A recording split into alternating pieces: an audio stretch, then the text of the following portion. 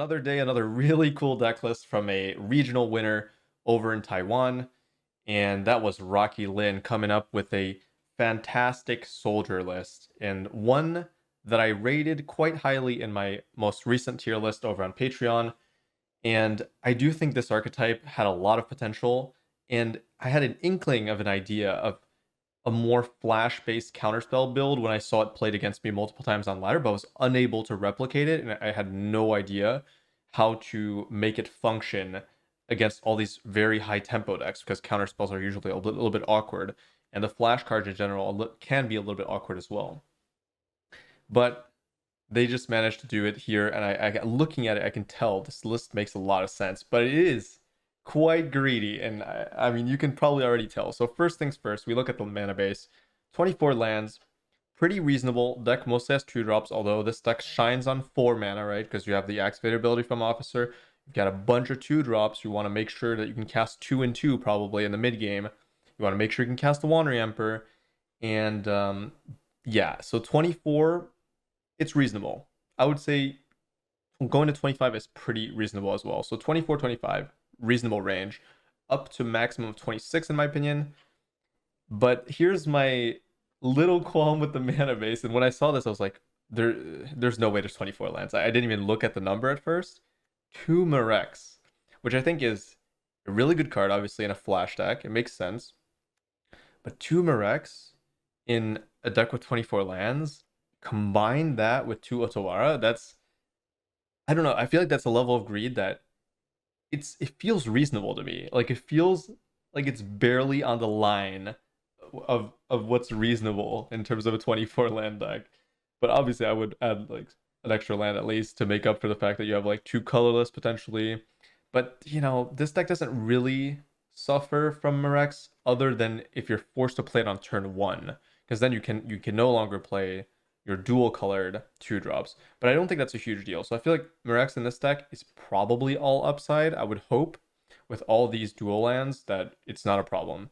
And I'm sure that after a bunch of testing, that's what RockyLin came up with the results of. And 2 Otawara is also something that I think is okay. There are 2 legendary creatures in this deck, and this card is very, very useful. Although I think I would have possibly leaned towards double a Ganjo instead. The reason for that is this deck has no removal in the main deck, and that's, well, it has Wandering Emperor, but it has no other ways to interact early, and you need 4 mana to guarantee Wandering Emperor. I think with 24 lands, you're probably not going to hit your 4th land immediately.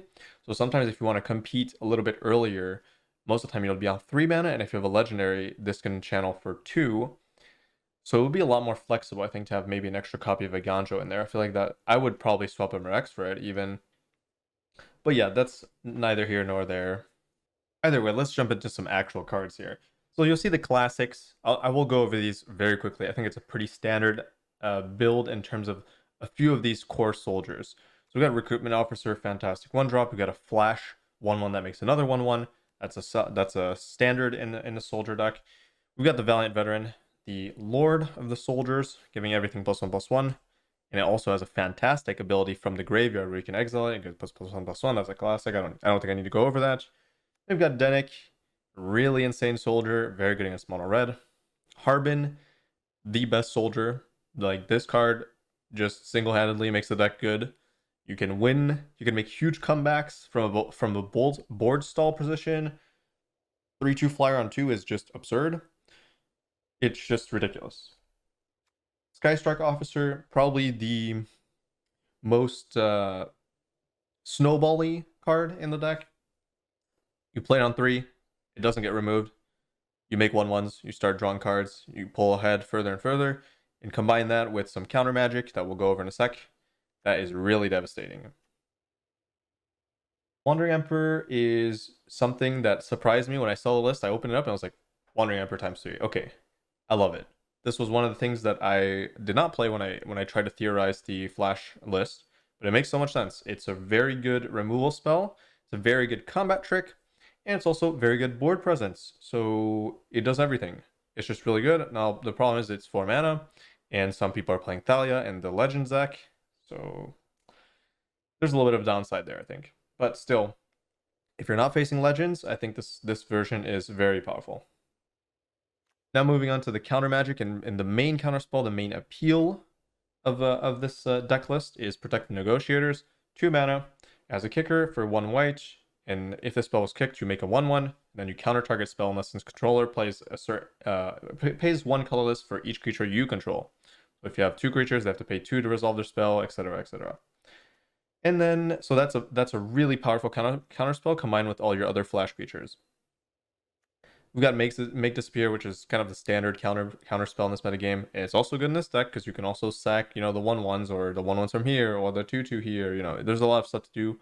And even if not for that casualty effect, it still counters unless they pay 2, so it's really good early game. Then we've got the Zephyr Sentinel, which is the other uncommon soldier that you see here. Uncommon literally and well, literally in both ways, I guess. Uncommon because nobody's playing it, and uncommon because the rarity is uncommon. Enough of that. Zephyr Sentinel is really good. It's unfortunately not great when you're too far behind, but it's still... This deck is essentially a lockdown kind of strategy. I don't know how to describe it other than that. Basically, you put your opponent in a situation where they have the threat of you countering their spells and the threat of you flashing in spells. So they might try to remove your stuff at instant speed, and that's where Zephyr Sentinel comes in. You flash it in, it comes down, you can return up to 1 creature to your hand. Up to 1 creature you control to your hand. If it was a soldier, it gets +1/+1. So it's kind of like a pseudo counter spell against removal. So you can save your counter magic for more important spells, and you can use this on removal. Essentially flashing maybe a reinforcements back to hand sometimes if they don't have removal and you feel like you want more board presence, flash it in, reinforcements comes back, flash it back in, and there you go, you got a big board state. But you can also use it as protection for your Harbin, your Denic, your Veteran, your Skystrike Officer, etc., etc. So all in all, it's a very snowbally deck, and it's a deck that will definitely struggle from behind because of no Brutal Cathar. So essentially no real efficient way to deal with creatures. So you want to be ahead with this deck. And in the situation where you do fall behind, you still have the Harbin to kind of try to make that comeback. With all the counter magic, that can be a little bit tough usually if your opponent's like... I'm thinking mostly about Legends, where I think the standard soldier list is a lot more powerful against Legends because it sets up such a wide board state they can't deal with it. While if you're trying to do like counter magic against Legends, sometimes they already have like 2-drop, 3-drop before you can counter. And if it's like Thalia into Rafine, you're in trouble, you have no removal. If it's like Denic into Rafine, you're also in trouble. Like anything into Rafine or anything into like a really good 3-drop like Adeline, kind of in trouble because then you have to develop a board, but your creatures are much weaker than the Legends deck individually as well. It's going to take you a little bit of a while to build a board state where it's board stalled, and then from that position, your counter spells are fantastic, your Harbin's fantastic. So if you can somehow not lose too hard early, this deck can really come back, and that's something good at least. It's something that compensates a little bit for the fact that when you're falling behind early, it's very difficult to like kind of stabilize, but once you're stable, you can easily turn the corner, and that's pretty good. That's the power of Harbin, basically. So we've gone over the main deck pretty much. I think it's a solid main deck. It has a vision, it has a plan, it has comeback mechanics in Harbin, it has card advantage, it's got counter magic, it's got a little bit of everything. And now it is lacking a little bit of removal, but you can't have everything. Every deck is going to have a weakness, especially 2-color decks. They're going to be lacking something. So yeah, there's that. And then in the sideboard, we've got 3 Destroy Evils. Makes sense. It's probably to deal with like cards like Rafine, Shield Red, those really annoying cards that can just sit there and generate a ton of value. So you really need ways to deal with them. And that's where Destroy Evil comes in. Also really good against enchantments, obviously. So it's pretty flexible in that sense. 3 Lantern Flares. Now, obviously, I only have 1. I don't really know what matchup this is for. I think it's for Esper.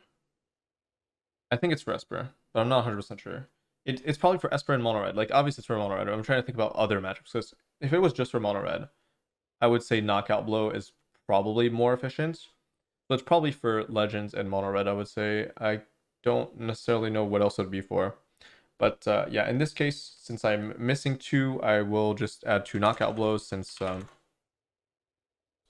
I do think mono red is probably a more dangerous matchup than Esper, but I'm not 100%. Like against Esper, Destroy Evil usually does enough as a removal spell, and Cathar also does wonders as well. So you already have a decent amount of things for Esper that I think going down 2 Lantern Flare to kind of compensate for the with the knockout blow for mono red. It kind of like knockout blow and Lantern Flare probably very similar against mono red. Now one's obviously way better against Legends, but it is what it is.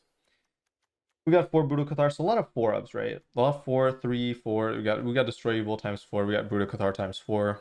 That's kind of a classic. The Cathar is so good. You might as well play it for like creature mirrors. The Lantern Flare, as I said before, I don't really know what else it would be for other than for Legends and Mono Red. Knockout Blow just for Mono Red. And Tokasia's Welcome, a card that has seen zero play. I've never seen any Soldier player play this, but I'm sure some have tried in the past, but I think it's not even close to anything as efficient as in this deck. Tokasia's Welcome is not a very good card in certain matchups, but against Grixis, for example, this is going to do wonders. Since you have a bunch of flash creatures, whenever one or more creatures with mana value 3 or less enters the battlefield under your control, you draw a card, and this can only happen once each turn. So on your turn, you play like a 2-drop, you have 2 mana up, you play a 2-drop on your opponent's turn, and suddenly those 2 cards replace themselves. So you have 1 draw on your turn, 1 draw on your opponent's turn, and that can keep going over and over and over. Especially with Murex, you can really secure your card advantage. And that's good. I didn't think about that really in this deck, and it makes so much sense. Also really good with Protect Negotiator, since this also makes a 1/1. It's fantastic. Now, I am not very proficient in the art of soldiers, so I honestly have no clue how to sideboard with this deck. So I'm probably going to do it wrong, but yeah, we're going to jump into a match here. And yeah, decks like these where you have to take out like core cards, usually without practice and somebody actually, telling me what the deck is supposed to be sideboarding, I'm gonna have to go off of just pure instinct. So we'll see how it goes.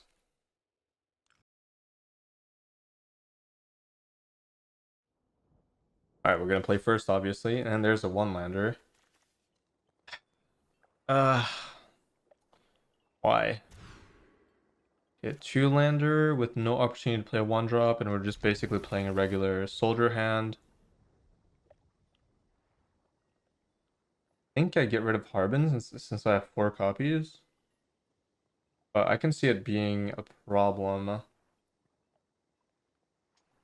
could also... No, I don't think putting the Denic back makes sense, because if I'm facing an aggro deck, I would much rather have a Denic. I could put back Valiant Veteran, but it feels like I feel like it's gotta be Harbin. I have 4 copies. If I draw another one, I would be a little bit unhappy. And I want to make sure if it's an aggro deck that I have some kind of stable 2-drop. Okay, it is an aggro deck. Well, we have the 4 knockout blows on the board, so we should be pretty fine. Hopefully. Then it comes down, so we're just playing like a regular soldier deck at this point with no counter magic. And counter magic not very good against mono red either way, but here goes the lightning strike. I feel like mono red is a fairly difficult matchup unless I hit my land drops, which is one of the reasons I don't feel like this deck should be running 24.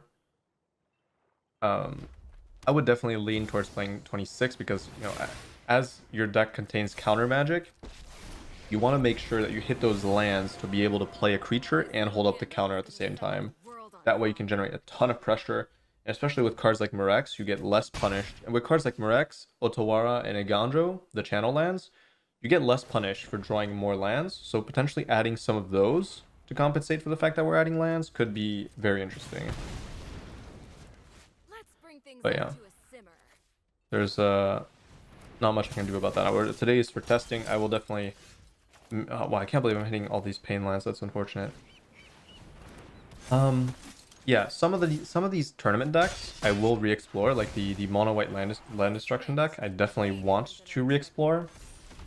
I do think that deck has really interesting things, and I want to see if I want to put my own spin on it potentially, and see if I can adapt it to the Magic the Gathering Arena metagame, which is a little bit different than tournaments. Actually, very different most of the time. due to the variety of decks. So I'm planning on definitely playing the mono white deck a little bit more. I don't know if I'll touch the Grixis list too much. We'll see. But I'm definitely excited to see if the mono white list has any staying power here in standard. On Magic the Gathering Arena. But yeah, hitting 2 out of 3 pain lands? No, 2 out of 4. Wow, okay. 2 out of 4 pain lands. Definitely not ideal.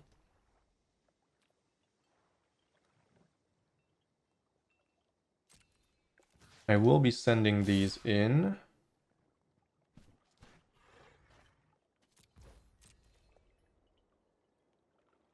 And I think I will play Sky Strike Officer because they most likely want to kill my veteran, right? They're saving the Chandra. Okay, very interesting. I'll definitely play the 3-drop then. So we're in a good spot because they're playing the Planeswalker for some reason. I feel like Chandra is a card that is not very good in the main deck, I don't think. A lot of decks are very proactive these days. The tempo is very high. You can't really afford to play a Planeswalker that doesn't impact the board in any way, and that's exactly what Chandra does. Although it is cheap, so maybe it makes up for it a little bit. Ooh, if they don't have a land here. They do have a land. A little bit unfortunate, but if they don't, it's okay. Alright, I kind of need mana. So see what I mean about the mana? Like, this deck feels like it wants to curve out even harder than a regular soldier deck with the counter spells and the Wandering Emperor. Your curve is a little bit higher. You have more utility. Yeah. Well, I'm definitely sending everything in, so unfortunately, coast. So awkward, but not much I can do about it. My land draws have been very bad against mono red. Very, very bad. 2 pain lands that cost me like 2 or 3 HP, I think. Probably 2. I think it cost me 2. Which is not great. We'll be drawing a card. Sky Strike Officer, really good.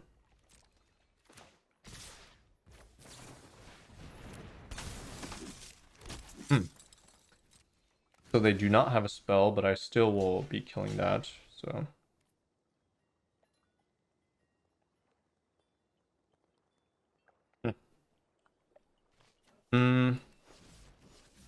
Actually, I will just target this with 3 things. The reason is I know they don't have a non-creature spell because there was no stop. But even if there was, they would have to sink that mana into this anyways. They don't really care about these this mass of creatures here. I care more about my life total, and if they were to spend burn, I would be relatively happy with that outcome. Okay, that's kind of annoying. Having Wandering Emperor up finally is going to be good. Pretty much seals the deal against mono red, I think, at this point. I can play around Raiju, I can play around a lot of things. I think they have another copy of End the Festivities. So I do need to be careful about that. Now you've done it. Hat's coming off. I will probably just choose to exile. If they have End the Festivities,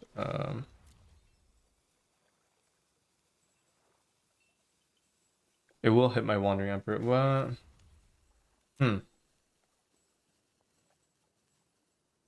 Yeah, I think I want to gain the life now.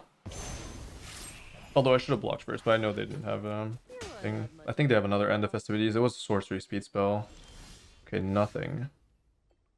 Alright, so that was a little bit out of my expectations, but it is what it is. And I will plus here on this. Get out of range of Festivities. The Denic dies to most things anyways. Aha, okay, that does make sense. We'll not be able to block that. That's actually pretty unfortunate, huh?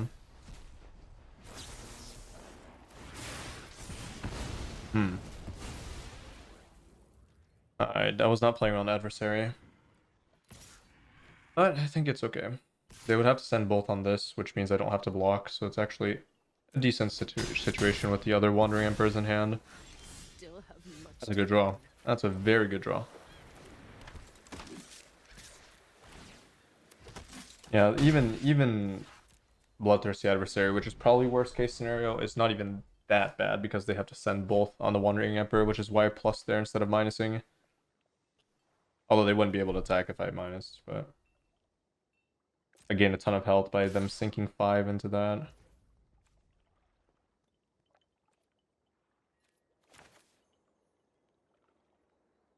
Yeah, don't mind just gaining the life here. Run away. Alright. You'll be safer. Sky Striker officer, really good. Alright, we have the knockout blows. We've got the Lantern Flare. I'm feeling pretty good. I hope it's enough. Definitely don't want the counter spells. And we do know that they're playing Festivities, they're playing Chandra. Zephyr Sentinel definitely not looking good at all. Protect the Negotiators could be good, but could also be pretty bad as well. I think I'm just gonna play Cathar. Eats up some damage potentially. And I feel like Tokasia's Welcome is way too slow. I might play Make Disappear. Seems like it would be relevant most of the time, or I could just play Protect the Negotiators. I'll definitely cut a Harbin. Okay, let's do this. Actually, should I cut a Harbin? The effect is not going to matter, but I guess the 3/2 itself is relevant. Okay, sure. Let's go with that. I think this matchup should be okay with the 4 knockout blows. I'm essentially cutting most of the creatures that are just clunky. I'm cutting the counter magic on the draw. I'm trying to... Oh, I forgot about Beachhead being a land. I'm just trying to stabilize early, but oh, that's a tough one. That is definitely a problem. I should have played the coast first, doesn't really matter, right? Yeah, Kumano openers are brutal. Very, very powerful opener. Hopefully, can kind of stabilize this before it's too late.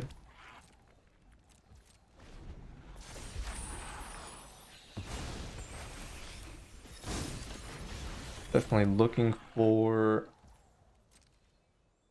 something here.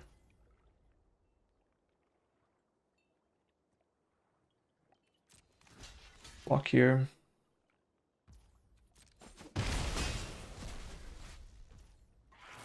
Okay, no play, so they have a bunch of removal.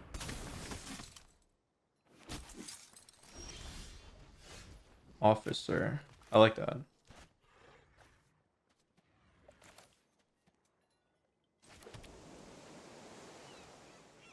So you reveal a soldier card or you control soldier. Yeah, this was the second text, the you control soldier was something that I didn't pay attention to before.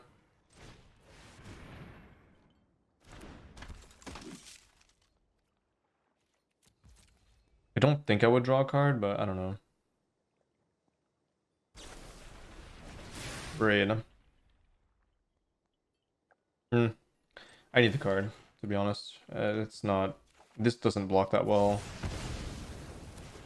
My hand is not good. Not good enough. I'll lose to most things either way.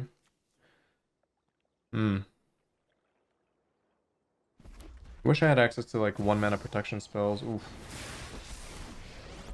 Yeah, the Planeswalker build is gonna be a problem on the play.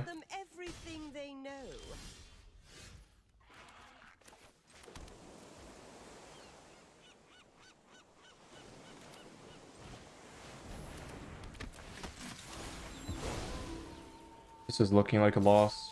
Fortunately, I think I definitely needed a knockout blow. This is what I was digging for there with the Sky Strike.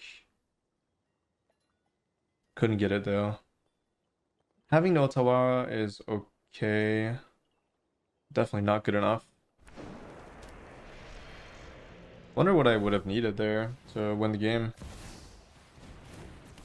Ouch. This game is just I don't see a single card I can draw in this position to get me out of here. But since they're running a little bit of a slower deck, the counter spells do make some sense. And on the play, maybe the Zephyr Sentinels as well. I'm definitely not the biggest fan of Cathar. It's okay, but now that I know that they're running Planeswalkers, I feel like counter magic is definitely very important.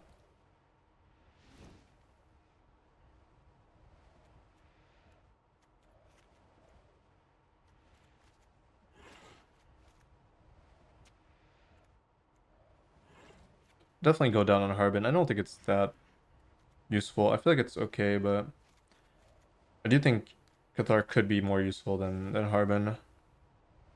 Potentially.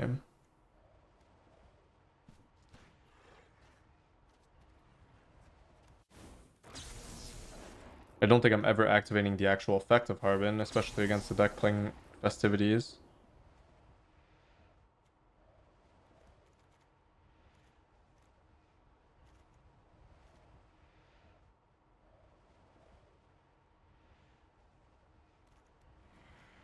Zephyr Sentinel.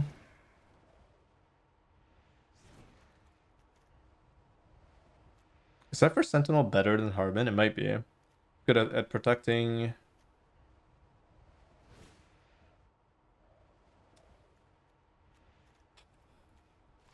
It's a flyer. It goes into Planeswalkers a lot better. Because it's instant. I'm thinking about just completely removing the Harbin for Zephyr Sentinel, allowing me to have some protection as well. I think I'll do that. It does play way harder into the sweeper though. But I think committing to flash build is really good here. I'll try it. I don't know. I'm probably wrong, but I feel like Zephyr Sentinel potentially countering quote-unquote a removal spell would be key, but I don't know if I'll have the mana to do that. In that case, I'd probably want Harbin. But being able to play the flash plan on the play, I think is really important as well. Yeah, sure. Sure.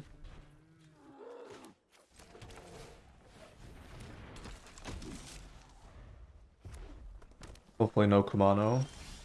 Alright, we're in a good spot. With the Zephyr Sentinel, we'll hopefully be doing something this game.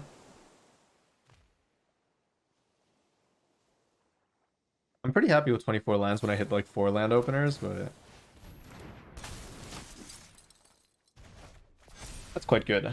That's exactly why I boarded in, and that is definitely stronger than Harbin. Definitely. There's a counter spell. Just fantastic in this spot. Oh my god, the sideboarding is paying off here without the Kumano opener, which would have been, well, Mono Red's main strength is the Kumano opening hand. So without it, it definitely feels like a little bit, it's definitely a little bit weaker. If not much weaker. I wish I had the other counter spell, not this one, but this will do the trick at some point.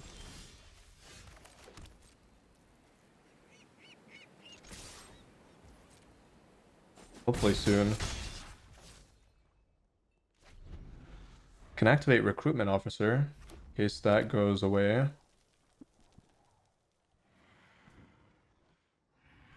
But that would spend all my mana, which is not what I want. I hope they don't have Festivities. They don't. Okay. Oh, but I could just not counter that? I wonder.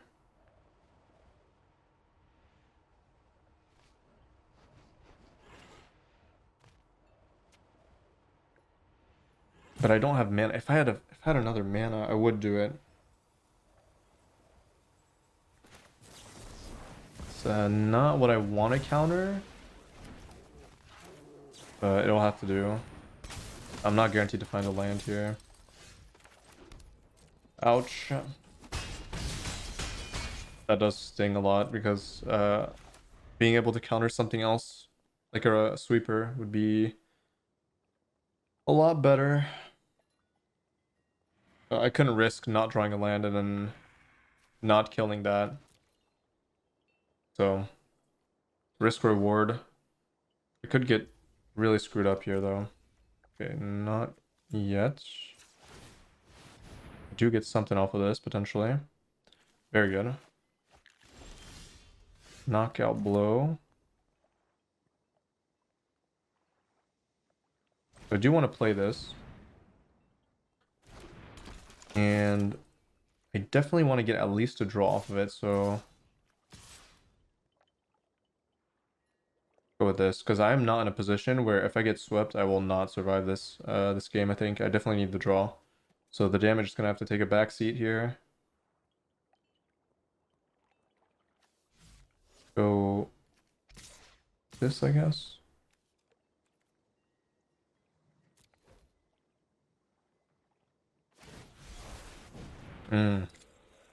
Damn, that's good. That's really good. That's like having... That's a really good removal spell if you think about it. Unfortunate. But at least it's still get a card, so... Not the end of the world, hopefully. They have not used a 3 damage spell, so even if they find a land for the adversary, it's okay. Maybe I find a Zephyr Sentinel or a counterspell here. That would be absolutely fantastic. Ah. Well, that's not bad, actually. But... yeah, at least it dodged the bolt. Oh, there we go. My sideboard plan is paying off. Let's go. Alright, now we win. This is what I mean when I say, like, the counterspell plan is really good in this deck. It's very strong when you're ahead. It's very strong when you're behind. When you're behind but you have a board state, I mean. So, like, when you're board stalled, I don't mean, like, literally behind. But as long as you're on the play, essentially. Because on the play, it's almost impossible to actually be behind in the game. You might be behind on, like, you know, your opponent's board state is like a little is better than yours, for example. But they can't really attack because they're under threat. So in the mid game, it's very useful. But on the draw, though, you're way too far behind to be using counter magic. As you saw, like in game 2, I had no opportunity to use counter magic. But even then, it would have still been good against their list. I was not expecting the, what is it, Chandra and the other planeswalker that I just forgot, the Jaya, I think it was. Yeah.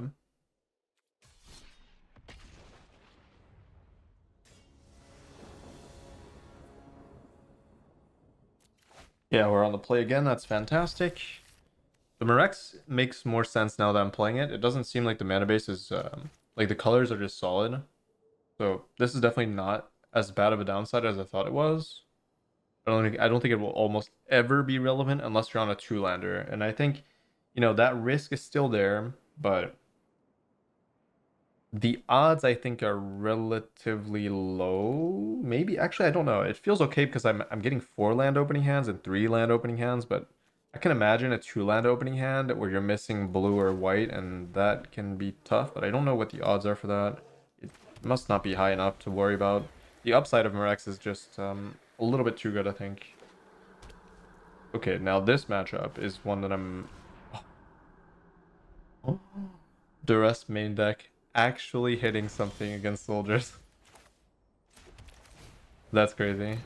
So that would only work against exactly this version, where there's a higher opportunity to find, a higher chance to find non-creature spell than in regular soldiers. Pretty unfortunate stuff, huh? Not too much I can do about that, though.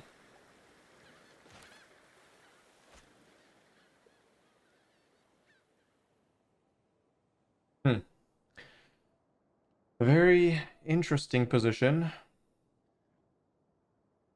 I think I will go for the pass turn, bait out removal, flash this in, double veteran next turn, something like that.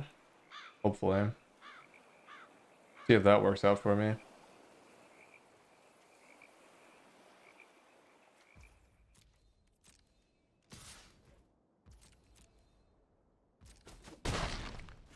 That's an interesting play.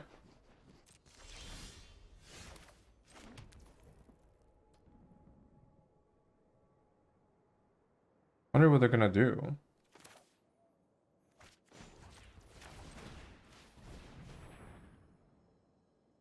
That's a good play. So I'm playing against a very good player. They didn't jump the gun. But I wonder what else they're gonna do here.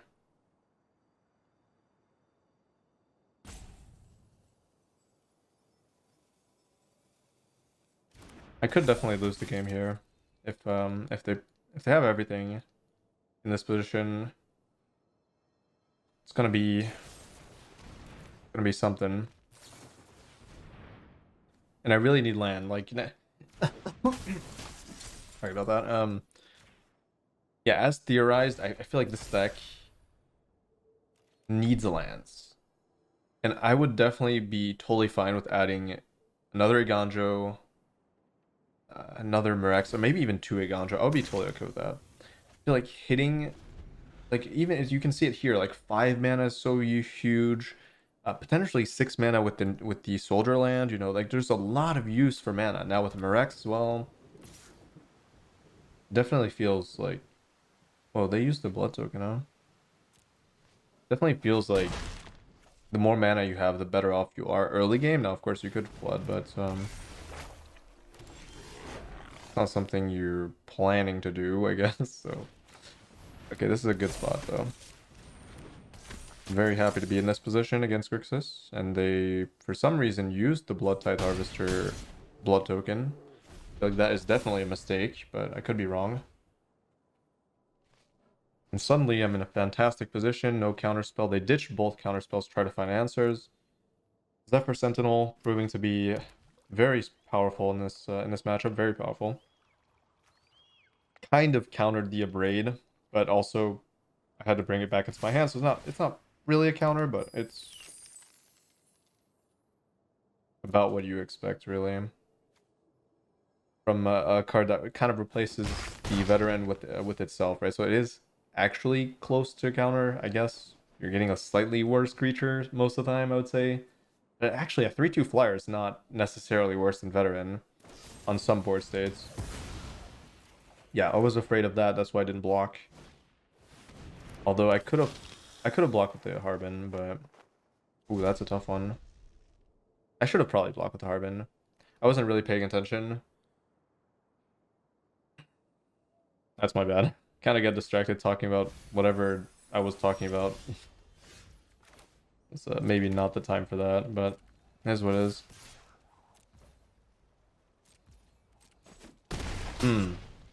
This is interesting. If they do have Invoke, then I'm not able to play the Skystrike Officer, right? Which means I probably shouldn't do it. They already used 2 counterspells. I need this to get hit by Invoke.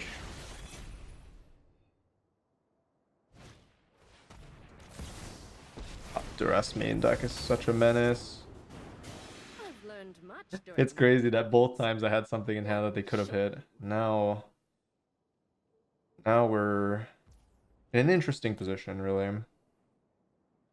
I think we're still in a good spot, but this can crumble very quickly as long as they deal with one of these flyers. Alright, so that's happening, which means Invoke is definitely coming down, but they'd have to take 1 damage. And let's say, I mean, I'm definitely minusing. That's not a question. I'm definitely minusing on this. The question is, You're done. I can take this damage, right? 5, I go to 6. Yeah, I go to 6 and I'm safe to destroy this. That's okay. I have 2 flyers. And I can plus 1 of them, and they'd have to take 1 damage anyways. Yeah, we take that. And hope for the best. Even if they do find a cut down, they would not be able to use it. I should have definitely blocked here. Yeah, okay, that's about what I expected. That goes in the graveyard. This dies, eats up part of Invoke. They have 1 draw for a red spell. And if they don't find it, they're dead. Oh wait, even if they did find it, I have 3/2s. Never mind. Very convincing. Very convincing. The sequencing had to be pretty tight on my side. I do think not playing Sky Strike Officer on turn 3 was important. And then they played it really well by not playing into it by sacking their Harvester. So it was kind of like a back and forth of like who's gonna cave first. And thankfully they were in a worse spot than I was, ditching their Make Disappears, which ended up being a difficult spot to be in against my Wandering Emperor, where they could have countered it, and then I would have been in trouble. All right.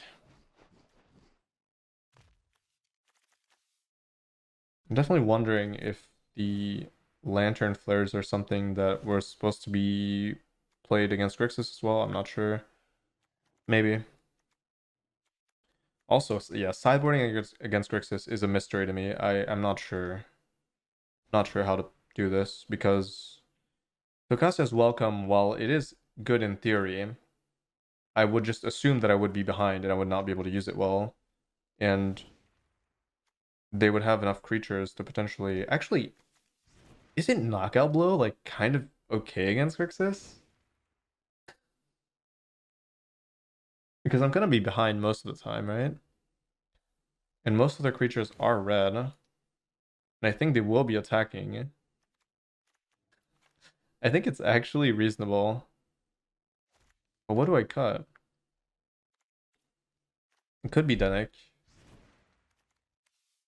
Yeah, this is where I'm lost. Like, this is where I don't play soldiers enough to tell you to be able to do this efficiently and well at all. Like, I have no idea. So I guess I'll just be cutting whatever I think is correct, and I think it's probably Officer a little bit for Welcome, and then maybe like one more Harbin. I don't know. I'm lost here. I'm completely gone from this game. Uh, this is not correct. I can tell this is not correct, but I have no clue. Bear with me.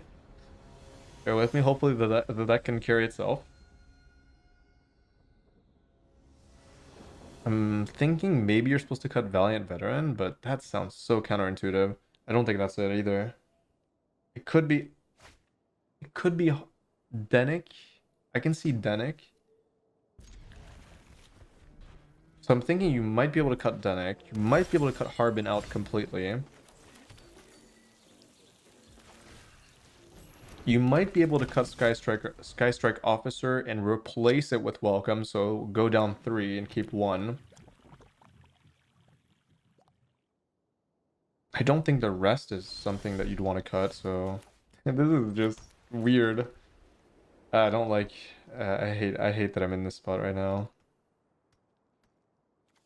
The sideboarding is just so rough. Okay, that's fine. Denik definitely comes down here. Let's see how good this card is, which I'm assuming is for this matchup. But it is so bizarre because this card is very, very strong with Sky Strike Officer.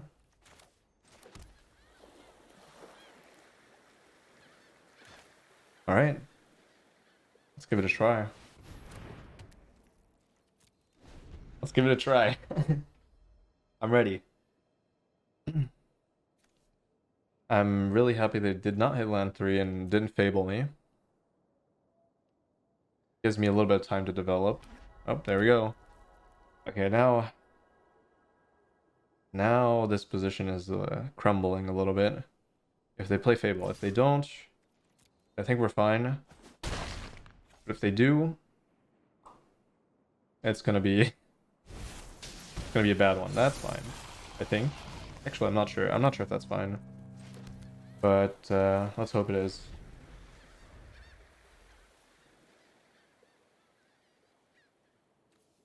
I don't have the mana to channel and protect. Okay, that's gotta go.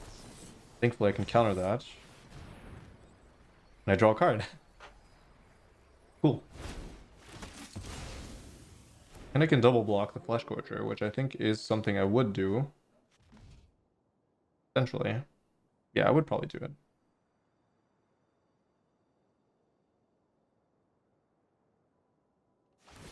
Even though it is a little bit weird.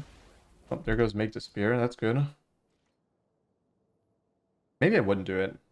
Yeah, now that they've cracked that, I'm not sure I would. It's an interesting thought, though. Sure, they can cast their Appraiser, but getting rid of Flesh Gorgers does sound really good. And it's only a 1-for-1, so fine. Getting... Oh, Pandemic lives. Okay. Lucky. Very lucky. Decline. Draw a card. Hopefully hit a flash creature or a counterspell. Nope. That is unfortunate. Time to swing. And we do have access to the bounce as kind of protection, so I can redraw. Fantastic. Let's go. All right. Interesting. I do think this matchup is bad on the draw. Like on the play, I feel like this deck has so many tools. The counter spells are really annoying. The flash creatures are really annoying. But I feel like on the draw, it's tough because they have priority. You don't have time to develop 3-mana enchantments, especially if they're curving out. I don't know how to feel about that matchup. It does feel pretty close. I think the edge is on the soldier side, maybe. And even then, I'm not even sure. I think you have to hit like pretty hard. You have to hit your land drops, which again plays even harder to, play more than 24 lands, I feel like, because those counter spells are so key against Grixis, countering Brotherhood's End, being able to counter Invoke so it doesn't hit your welcome, being able to flash in Wandering Emperor in time before you lose the game, having access to like more spot removal. It's interesting. I like the deck a lot, though. This is one of the only versions of soldiers that I could potentially see myself exploring in the future, and I don't like the archetype at all. But this plays more like a tempo deck with a bunch of flash things going on, and I like that. I like that a lot. I like the Mirexes. I've warmed up to them finally. Not a huge fan of these lands ×4, but I think it's necessary, but it does feel pretty rough against mono red, and I do think the mono red matchup can be a little bit dangerous since the counter magic I think is most likely not going to come down in time before they have a board state that's just strictly better than yours, and then you have to tap out again, and then you can't hold up the counter. So, but yeah, I don't know. I think this might be just necessary. Maybe you would go down a waste for a coast, but yeah, I'm not sure. Anyways, I'm gonna leave you all with that. I hope you enjoyed the vid. It's a really fun deck. I hope you all enjoy it too. And yeah, congrats again to RockyLin, and I'll see you in the next one. If you enjoy my content and would like to help me keep making it, consider joining my Patreon, where you'll gain access to a bunch of bonus videos, written sideboard guides, metagame tier lists, so for standard best of 3, for example, ranking all the decks, some game theory guides, as well as deck building guides, and other services depending on the tier, of course. Thank you to all the lovely patrons that are already subscribed, and I hope you all enjoyed the video, and I will see you all in the next one.